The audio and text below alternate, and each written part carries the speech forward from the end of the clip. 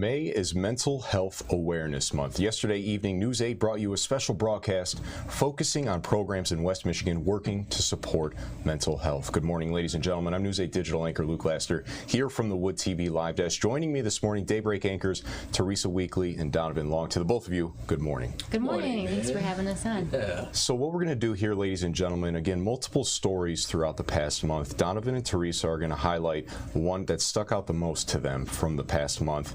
What we also want to do here is show you where you can go on woodtv.com. We have it up actually for you.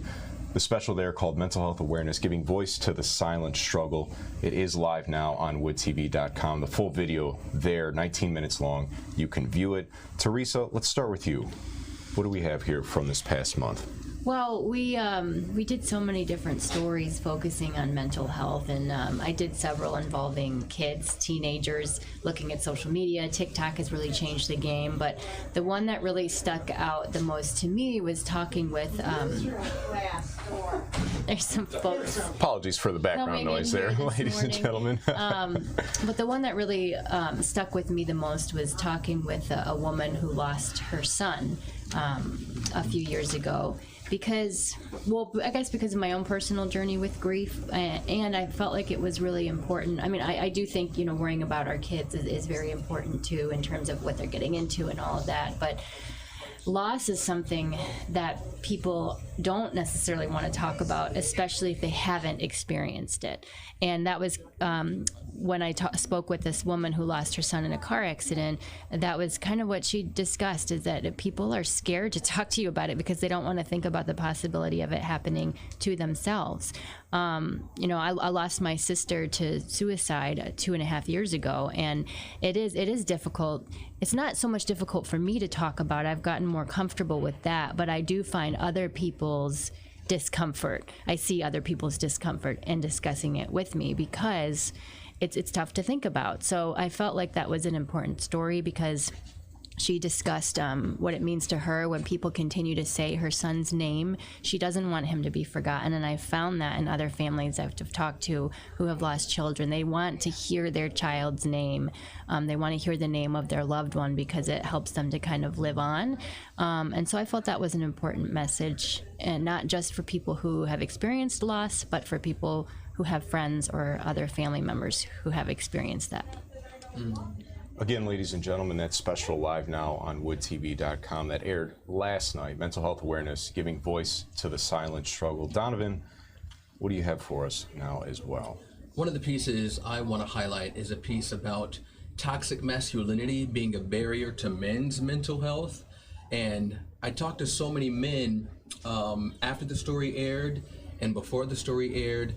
And the general consensus, Luke, is that so many men more so suppress their feelings because of how they were raised, because of what the media dictates a man should act like or be like.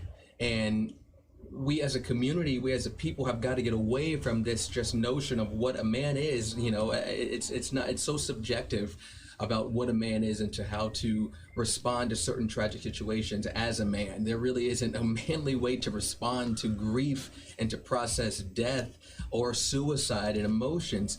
And so I talked to this man who lives here in West Michigan. He lives in Muskegon, and he sort of unpacks what motivated him to see a therapist.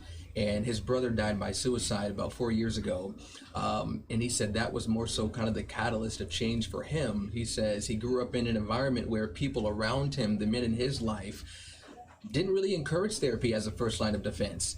And he says he often thought it was weak. He thought it was something that wasn't manly and looked at it as just something that other people did and not him. And it took losing somebody so close to him to realize that he needed someone to kind of be the punching bag sometimes, to be a listening ear, or be somebody that was qualified to handle the kind of grief he was trying to process. And so he's using his story as well as so many others. He's using his story as well as talking to so many others about why this is important, why therapy is important, especially for men. And I talked to a therapist about that. You know, he says, again, more women see more women see a therapist than men.